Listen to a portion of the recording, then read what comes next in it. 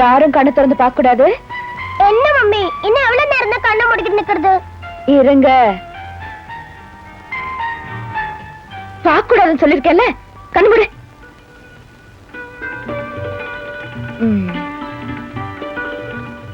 இப்ப பாருங்க. இதெல்லாம் யாரு மம்மி? சொல்றேன்.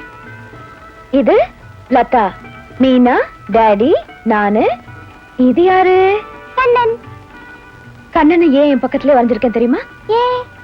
இப்போ கண்ணன் நம்ம குடும்பத்துல ஒருத்தன் தானே. இதுல ஒரு தப்பு இருக்கு. என்ன? கண்ணன் ஆம்பளை பிள்ளை தானே, அவனுக்கே மீச போடல, எனக்கு இந்த மீச முளைக்கல. இதோ ஆண்டி, யாரோ வராங்க.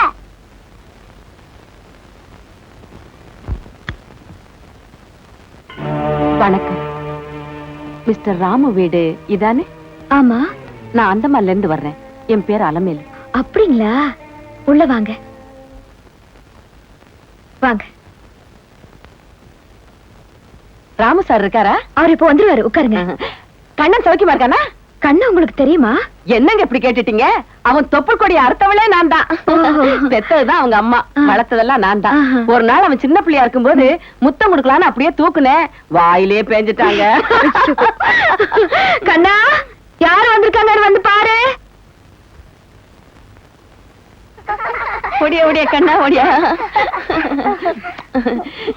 நல்லா இருக்கியா? நல்லா இருக்காத்த. லதா, மீனா, இவங்க என் பக்கத்து வீட்டு அத்தை. வணக்கம். வணக்கம். இந்தா. நாங்க வாங்கிக்க மாட்டோம். ஏம்மா? மம்மி சொன்னதான் வாங்கிப்போம். வாங்கிங்கடி. Thank you. போய் விளையாடு. ரொம்ப நாளைக்கு அப்புறம் கண்ணனை பாக்குறேன்.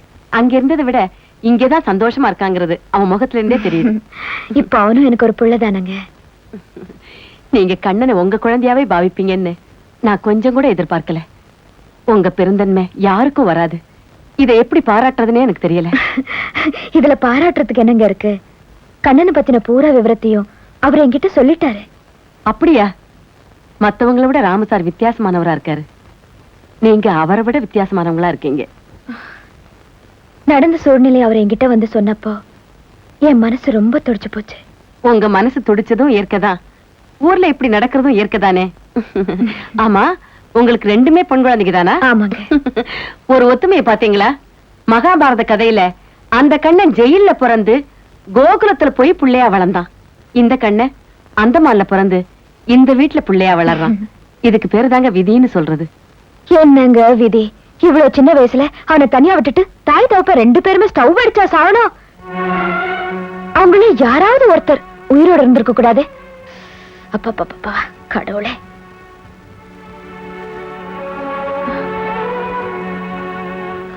என்னங்க ஏன் ஒரு மாதிரி ஆயிட்டீங்க? ஒண்ணு இல்ல. பழசெல்லாம் ஞாபகப்படுத்திட்டேனா? உங்க வீட்டுக்காரரு எல்லா விஷயத்தையும் உங்ககிட்ட கரெக்டா சொல்லிட்டாரேங்கிறத நினைச்சு பார்க்கும்போது அவர் எதையுமே என்கிட்ட மறைக்க மாட்டாருங்க. புரியுது. நான் போயிட்டு வர்றேன். என்னங்க அவர் இப்ப வந்துருவாரு, 10 நிமிஷத்துல வந்துருவாரு. கொஞ்சம் இல்ல, அவர் வந்தாருன்னா நான் வந்துட்டு போயிட்டேன்னு சொல்லிடுங்க. நான் வரேன். போயிட்டு வரேன். சரி, போயிட்டு வாங்க. கண்ணங்கிட்ட சொல்லிடுங்க. சொல்லிடுறேன். போயிட்டு வாங்க.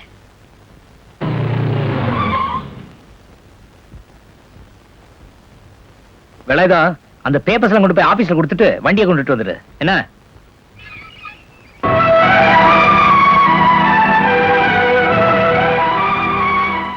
வந்து ரொம்ப நேரம் ஆச்சா? சௌக்கியமா இருக்கீங்களா? இருக்கேன். ஜானகிக்கு உண்மையெல்லாம் நீங்களும் சொல்லலேன்னு புரிஞ்சுக்கிட்டேன். நானும் சொல்லாம பரப்பிட்டுட்டேன். கண்ணன் உங்க மகங்கிற உண்மையே இன்னையே உங்க மனைவி கிட்ட மறைச்சு வச்சிருக்கீங்க. நீங்க என்ன தவறா நினைக்க கூடாது. ஜானகியை நம்ம மனப்பூர்வமா நம்பிட்டு இருக்கா. எங்களுக்குள்ள இதுவரைக்கும் எந்த கருத்து வேறுபாடும் இருந்தது கிடையாது. மத்தவங்க பொறாமப்படுற அளவுக்கு நாங்க ஒத்துமையா வாழ்ந்துட்டு இருக்கோம்.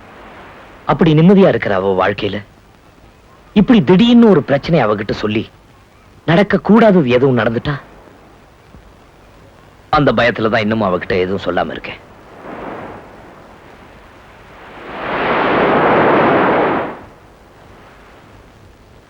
உங்க மனைவியை பத்தி நினைக்கிற நீங்க கண்ணனோட எதிர்காலத்தை பத்தியும் கொஞ்சம் சிந்திக்கணும் இல்லையா? நிச்சயமா அந்த பொறுப்பை நான் உணராம இல்ல. ஜானகி கண்ணனை தான் பிள்ளைகளை விட அதிகமாவே நேசிக்கிறான். அந்த நெருக்கம் இன்னும் கொஞ்சம் நீடிச்சா அவனை பிரிய முடியாதுங்கிற அளவுக்கு அவன் மேல பாசம் உண்டாகும். அந்த சூழ்நிலையில சொன்னா அவனை ஏத்துக்க தயங்க மாட்டான்னு நான் நினைக்கிறேன். உங்க தர்ம சங்கடமான நிலைமை எனக்கு புரியுது. ஆனா ஒண்ணு சொல்றேன், எந்த காரணத்தை கொண்டாவது கண்ணனை நீங்க வச்சுக்க முடியாதுங்கிற நிலைமை ஏற்பட்டா நீங்க கொஞ்சம் கூட தயங்காம எனக்கு தகவல் சொல்லுங்க. நான் வந்து கண்ணனை அழைச்சிட்டு போய் அவனை படிக்க வச்சு வளர்த்து ஆளாக்கி பெரியவனானதுக்கு அப்புறம் நிச்சயம் உங்ககிட்ட ஒப்படைக்கிறேன். கண்ணங்கிட்ட ஆண்டி ஊருக்கு போயிட்டு வரதா சொன்னாங்கன்னு சொல்லுங்க. நான் வர்றேன். வாங்க.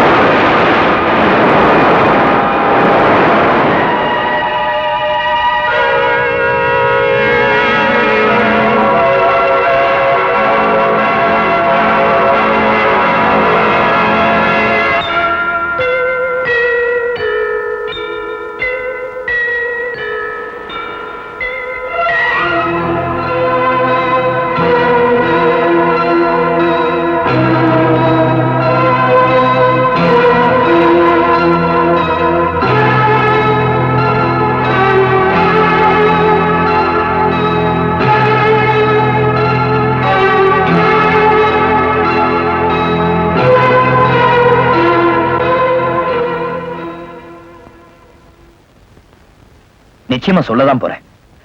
ஆனா நான் சொல்றதுக்கு முன்னாடி நீங்க எதுவும் சொல்லி விஷயம் வேற விதமா ஆயிடக்கூடாதுன்னு தான் பயப்படுறேன்.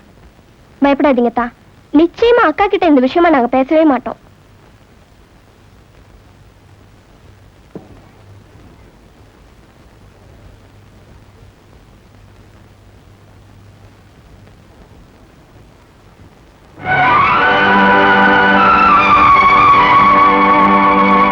நான் அந்தமான் போயிருந்தேன்ல, என் ஃப்ரெண்டு புண்ணியகுடி தெரியும்லம்மா, அவனும் அவன் பொண்டாட்டியும் ஆக்சிடென்ட்ல செத்து போயிட்டாங்க.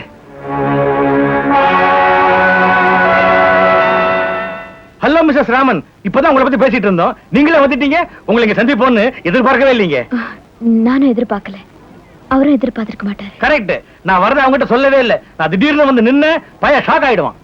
நீங்க சாதாரணமா வந்தாவே ஷாக் ஆயிடுவாரு. இல்லையா பின்ன, எனக்கு அவனுக்கும் அந்யோன்ய பழக்கமாச்சே. பாத்தீங்களா, பேச்சு வாக்கல மறந்துட்டேன். இதுதான் என்னோட மின்சாரம் 440, சம்சாரம் 40 years old. ஹலோ ஹலோ, இவன் எனக்கு ஒரே பிள்ளை. பேரு தண்டசோறு. அப்பா தானடா, தமாஷ் பண்றேன்டா. என்ன மேடம் டல்லா இருக்கீங்க? ஒண்ணு இல்லைங்க, நான் அவசரமா வீட்டுக்கு போகணும். நீங்க எப்போ வீட்டுக்கு வரீங்க? நாங்க நேரா உங்க அண்ணன் வீட்டுக்கு போயிட்டு அப்புறமா உங்க வீட்டுக்கு வரதா டிசைட் பண்ணிருக்கோம். நாங்க வந்தாலும் வருவோம், இல்லனாலும் இல்ல. இருந்தாலும் நீங்க என்ன இங்க சந்திச்சதா ராமு கிட்ட கண்டிப்பா சொல்லணும். சொல்லாம இருப்பேனா? வரேன். வாங்க.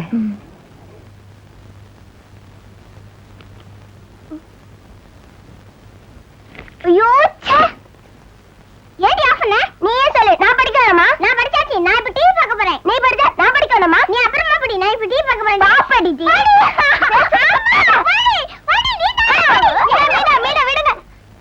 ஏன் சண்டை போடுறீங்க? பாரா கண்ணா, என்ன டிவி பார்க்க விட மாட்டீரா? கண்ணா, நீயே சொல்லு. நான் படிக்க வேணாமா? நீ படி. மீனா, அக்கா படிக்கட்டும், நம்ம அப்புறமா டிவி பார்க்கலாம். இப்ப செஸ் விளையாடலாமா? சரி சரி வா. கண்ணா, அவளை தூரம் எங்கேயாவது கொண்டு போ.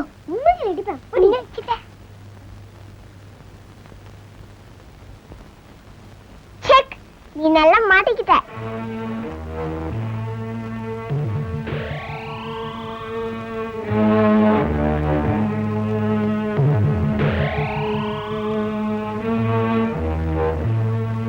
கண்ணா, இங்க வா.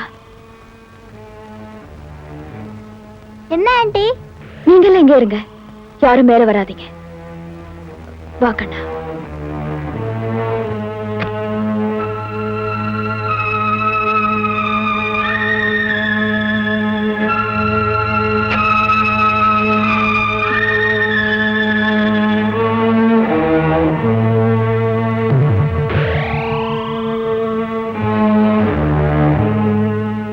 இங்க வா.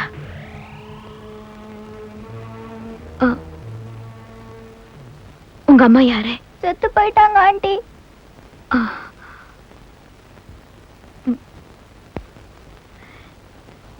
இதுக்கு முன்னால மீனாவோட அப்பாவை நீ பாத்திருக்கியா? பாத்திருக்கேன் ஆண்டி. எங்க? அப்பப்ப எங்க வீட்டுக்கு வருவாங்க. ஆ. ம். அப்போ ஏன் நீ அவர் அங்கிள்னு கூப்பிடுற? எங்க அம்மா சொல்லி கொடுத்தாங்க அங்கிள்னு கூப்பிடணும்னு. உங்க அப்பா பேர் என்ன? எனக்கு தெரியாது.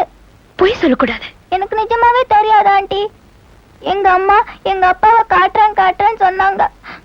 ஆனா காட்டாமே செத்து போயிட்டாங்க ஆண்டி.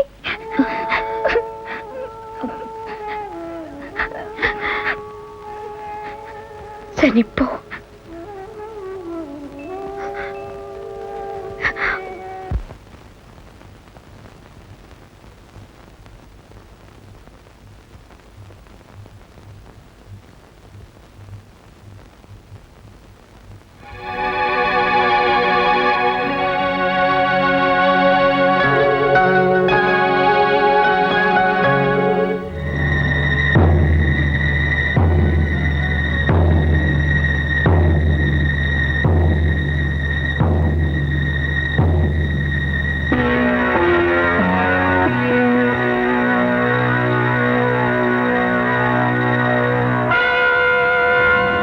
ஜானு இன்னும் தூங்கல? பசங்களா தூங்கிட்டாங்களா? வந்து ரொம்ப நேரம் ஆச்சா? சாரிம்மா, கவனிக்கவே இல்ல. கதை ரொம்ப இன்ட்ரெஸ்டிங்கா இருந்துச்சு. கதைகள் ரொம்ப இன்ட்ரெஸ்டிங்கா தாங்க இருக்கும். அதுலயும் கட்டுக்கருத்தனமா சொல்றவங்க சொன்னா கட்டுக்கதை கூட நம்புற மாதிரி இருக்கும். இப்ப நான் கூட ஒரு உண்மை கதை படிச்சேன். Very very interesting. Is it? என்ன கதை? செத்து போனவங்க பொழைச்சு வந்த கதை. செத்து போனவன் பொழைச்சுக்கிட்டானா? எவ்வளோ ஒருத்த பயங்கரமா ரீல் விட்டுருக்கான். முடியவே முடியாதுமா. எங்க இந்த உலகத்துல செத்து போனவங்க திரும்ப வந்ததா 10 பேர் காட்டு. வேண்டாம், ஒரே ஒரு ஆளு காட்டு போதும். உலகத்துல எங்க தேடணும்? நம்ம வீட்டுக்கே வந்திருக்காரே. யார் அவன்? புண்ணிய கோடி. புண்ணிய கோடி செத்து போய் எத்தனை நாள் ஆச்சு? அவன் மாதிரி இன்னொரு ஆளை பார்த்து நீ ஏமாந்திருக்க.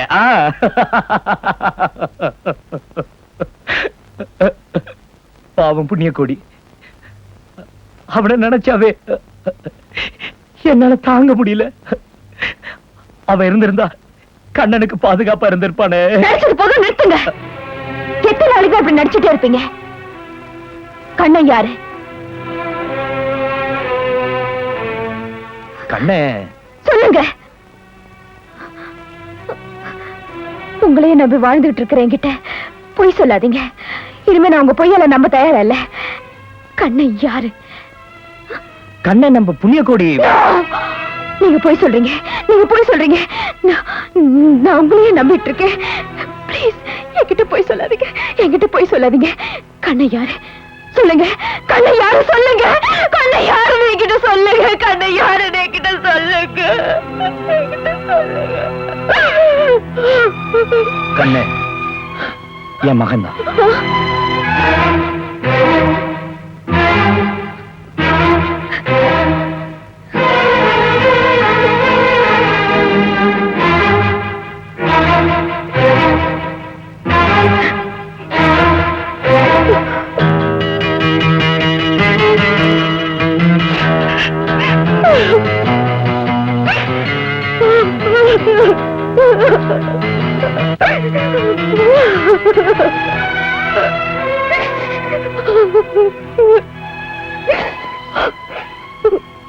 ஜானகி,